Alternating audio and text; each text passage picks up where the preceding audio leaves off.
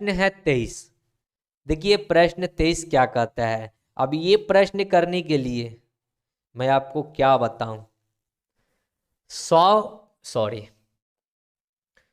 और 200 के बीच कितने अभाज्य युग्म हैं। अभाज्य संख्या नहीं पूछा आपसे, अभाज्य युग्म संख्या पूछा है कि कितना है। ठीक है, 100 और 200 के बीच कितने अभाज्य युग्म संख्या है ये आपसे पूछा गया है। ठीक है, अभाज्य युग्म संख्या किसको कहते हैं। सबसे पहले आपको अभाज्य निकालना होगा। पहले क्या निकालना होगा, अभाज्य। तो सबसे पहले हम अभाज्य निकालते हैं और उसके बाद हम आपको समझाते हैं कि अभाज्य युग्म संख्या क्या होगा। ठीक है, तो 100 के बाद जो अभाज्य संख्या आती है वो 101 आती है। 100 के बाद अभाज्य संख्या क्या आएगी, 101। 101 के बाद क्या आएगा, 103। 103 के बाद क्या आएगा, 107।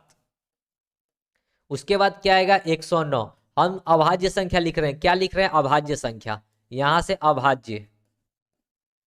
देखिए अब हमको याद नहीं है कि इसके बाद अभाज्य संख्या क्या आएगा। रे भाई राहुल, तुम हर बार कर रहे हो फिर से फिर से फिर से। हम एक ही चीज को कितना बार रिपीट करेंगे भाई। बोलने में भी टाइम लगता है, थक जाते हैं यार, कैसे कर रहे हो।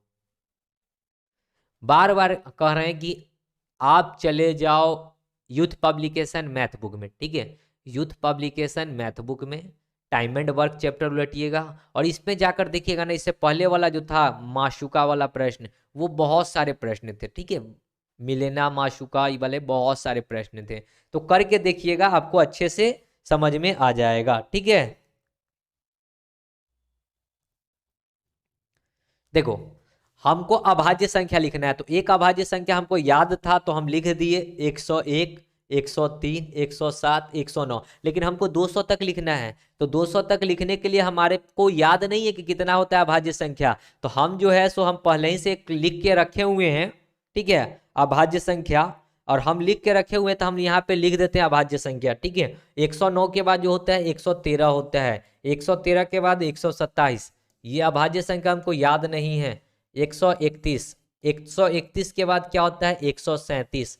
137 के बाद 139, 139 के बाद 149, 149 के बाद 151। ठीक है, यह अभाज्य संख्या हम लिख रहे हैं। 151 के बाद 151 के बाद 157, 157 के बाद 163, 167, 173।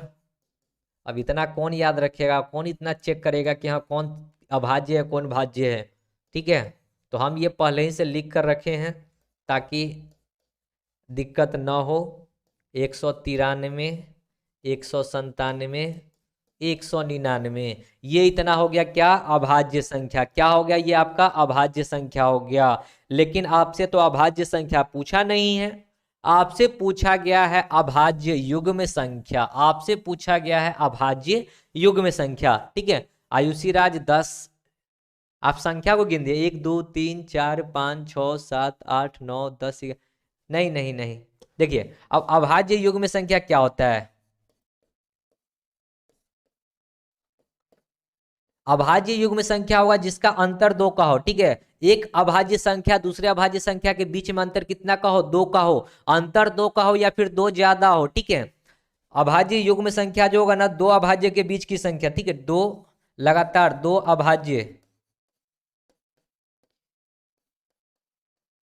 बीच अंतर 2 हो या 2 बड़ा संख्या हो। ठीक है, 2 ज्यादा हो। ठीक है, 2 ज्यादा हो या फिर 2 ज्यादा, 2 बड़ा, 2 का अंतर हो या फिर 2 अधिक हो, 2 अधिक हो। अधिक अंतर तो एक ही होता है। ठीक है, अधिक और अंतर क्या होता है, एक ही होता है। ठीक है, अधिक और अंतर कितना होता है, एक ही होता है। अब प्रश्न को हम समझते हैं बारीकी से। अब देखिए कि जिसका अंतर 2 का हो, लगातार जो होगा ना दो अभाज्य संख्या, उसका अंतर कितना होना चाहिए, 2 होना चाहिए या फिर 2 से अधिक होना चाहिए, उससे अधिक नहीं।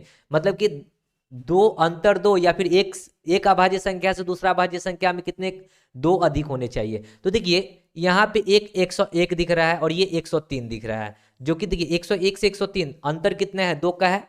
101 से 103 अंतर 2 का है, लेकिन 103 से 107 जाएंगे तो अंतर ज्यादा हो जाएगा। अगर इसकी बात करते हैं तो ये 107, ये 109, इस दोनों के बीच में 2 का अंतर है। क्या यहाँ पे दो का अंतर, इसके इसके बीच में दो का अंतर है? नहीं है। 127 से 131 के बीच में दो का अंतर है? नहीं है। लेकिन 137 और 139 के बीच का अंतर दो का है। 137 से 139 के बीच का अंतर कितना है? दो का है। 7 नंबर हो जाएगा क्या? जी जी।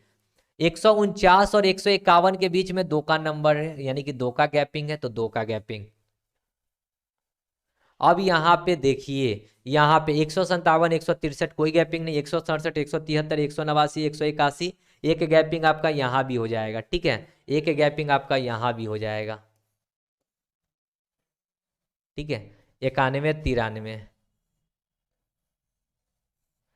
फिर 97 99। देखिए टोटल कितना हुआ। टोटल अगर देखेंगे तो अभाज्य युग्म में हमको बनाना है। ठीक है, युग्म में बनाना है। युग्म मतलब क्या? दो दो का पेयर। युग्म मतलब क्या? दो दो का पेयर। तो ये दोनों का एक पेयर बन गया, इस दोनों का दूसरा पेयर बन गया, फिर इस दोनों का ये तीसरा पेयर बन गया, इस दोनों का चौथा पेयर बन गया। देखिए हम लिख देते हैं चौथा पेयर, 1 2 3 4 चौथा पेयर हो गया। ये पांचवा पेयर हो गया, ये छठा पेयर हो गया, और ये सातवां पेयर हो गया। यानी कि टोटल 7 को पेयर बनाया जा सकता है। यहाँ पे देखिए टोटल कितना? 7 पेयर। ये एक हो जाएगा, ये दूसरा पेयर हो जाएगा, यहाँ ये तीसरा पेयर, ये चौथा पेयर, ये पांचवा पेयर, ये छठा पेयर, ये सातवां पेयर। यानी कि अभाज्य युग्मों की संख्या कितनी हो जाएगी? 7 हो जाएगी। कितनी हो जाएगी? 7 हो जाएगी। तो ये चीज आपको समझ में आई होगी आई थिंक। ठीक है, ऑप्शन नंबर सी हो जाएगा राइट आंसर। ठीक है।